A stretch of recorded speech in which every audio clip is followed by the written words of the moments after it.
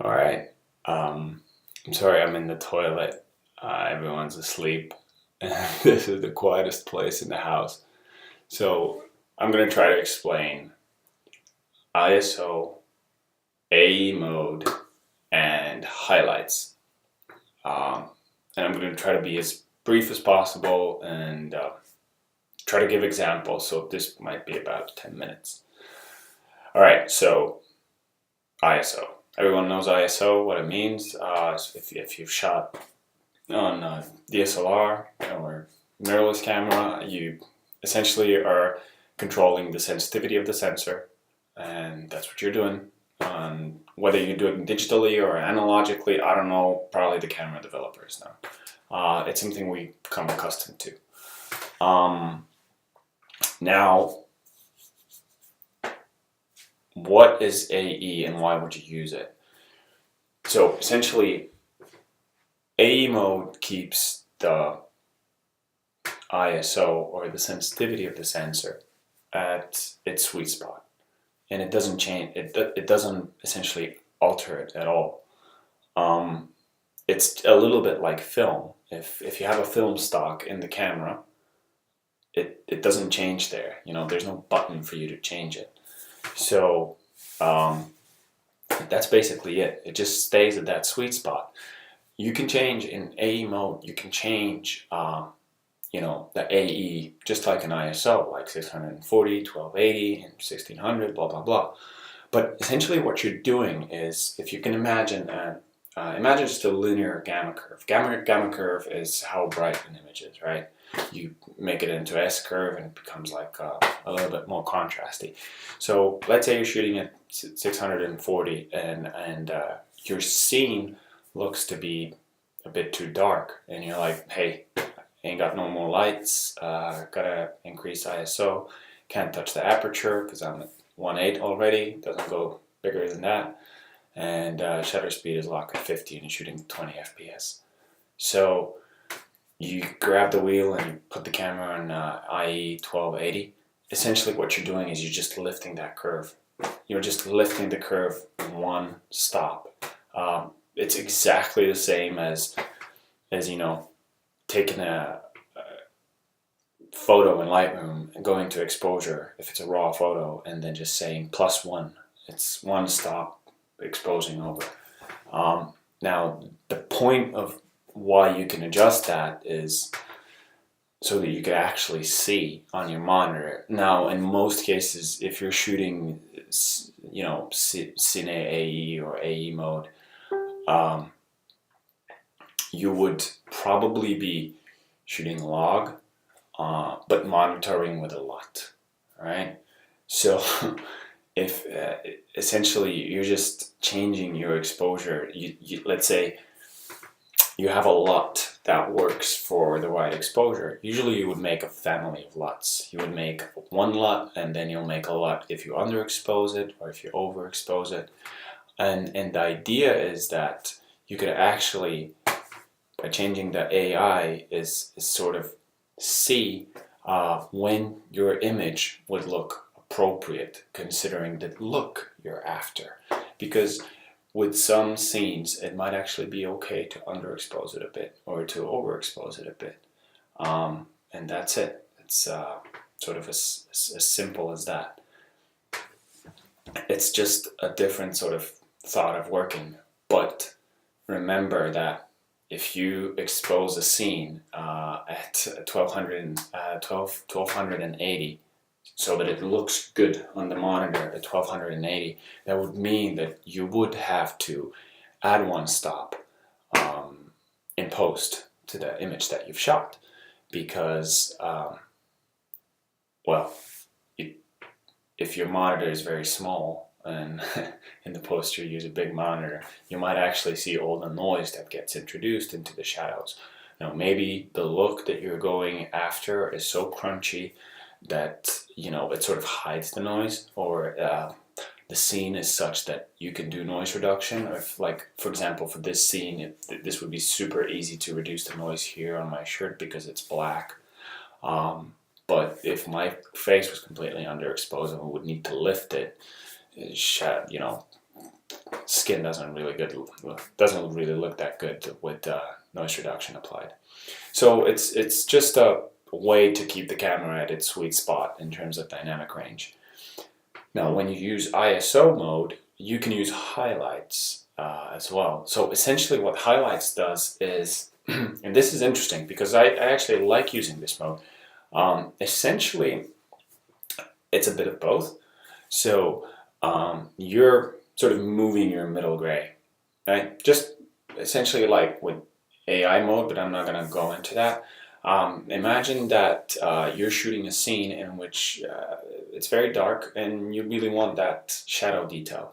You would be wise to reserve more space for your shadows, right? So you can shoot at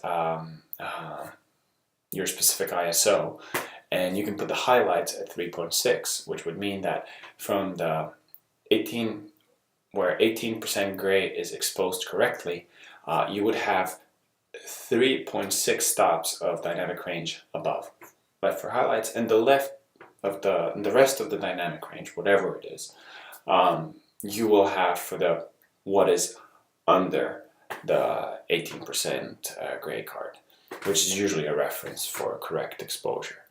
So let's say you're kind of a guy that likes to expose mid-gray with this camera at 50 IRE, for instance, right? And you go there and you expose your scene like that. This is just one way of exposing. You don't have to use a waveform monitor, but a lot of people do. So essentially, you will have 3.6 stops of dynamic range above that middle gray, and then the rest, which in the Kinefinity is, I guess, about 9 stops in that case, under it. On the Kinefinity Mini. I don't know about the newer, fancier cameras. So that might work for a scene, all right? But then you go into a situation where you will actually want to have a lot more headroom for the highlights after that mid-gray. For example, the Alexa ISO 800 has like about 7 stops above middle gray. That's why a lot of people use it, because they expose skin or actor for mid-gray, and then they still have 7 stops above, which is plenty to have sky and, you know, everything. With Kinefinity, you can have about 5, I think, maybe 6. 5 I think is more reasonable. So you can go to highlights and you can pick highlights 5. And essentially now you should expose, when you expose your middle gray correctly, you would have 5.6 stops of dynamic, or 5 stops dynamic range above from there. Now what happens is, because we're keeping, remember the middle gray stays in its place, but we're moving sort of the dynamic range of the camera. When we move this is the bright part. When we move it here, see how we introduce shadows to the 18% gray, and this is where all the shit is. That's where all the noise is. So when you put a highlight of, let's say, 5 or 5.6 in the settings, I don't remember which one's the maximum, you push your middle gray to the noisy area. And the camera actually lets you know that, because if you choose the highest highlight setting, it's I think the minimum ISO you can shoot is 1600, which is quite a lot. And it's essentially just like you would expose your scene for AI 1600. You'll have to sort of lift your exposure in post, and the noise will be more apparent.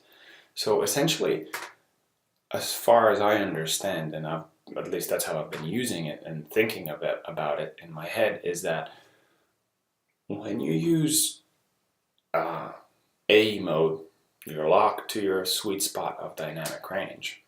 When you use ISO with conjunction of the highlight setting, it's pretty much the same as using the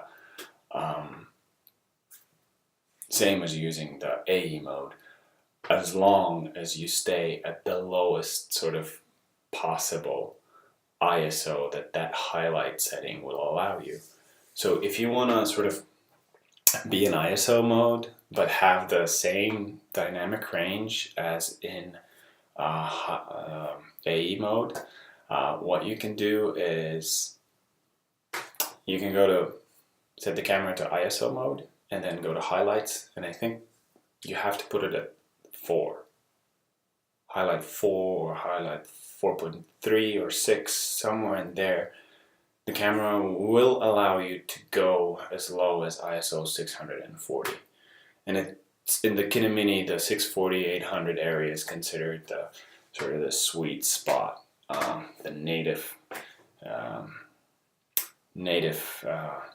sensitivity. So essentially that's it. But now back to basics. It really depends on the look that you're going for. I mean, any camera will look cleaner. Even the Alexa, like all cameras look cleaner when you overexpose them. Of course, you lose highlight detail, but if you're shooting in a studio and you want a really clean commercial thing, yeah, you can shoot it. You could expose for like ISO 400 or AE 400. You'll have to push. The image will be a little bit overexposed, but you can push it. You can push it down in post, and you'll hide all the noise, and you might not even need noise reduction. But I mean, when it goes to production, you would need to double the amount of lights, right? Because if you want to expose a scene at 800 or 400, it makes a big difference in the amount of light that you need, and amount of budget, and amount of time for rigging. So that's why most people would say, they would rate the camera at ISO 800 because that's good enough for them. But could be that a lot of documentarists would actually say, fuck it, I would rate this camera at 1280. And I don't think you can really argue sort of what is the native, because it just depends on how much noise you're willing to take. And it's as sort of as simple as that.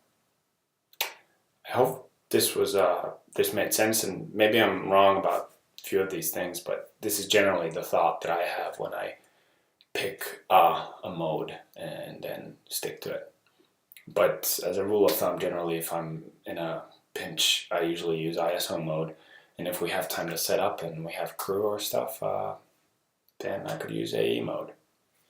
If you know both, it don't really matter, I think. Yeah, hopefully this was helpful, and you have a great day. And I'll go to bed now.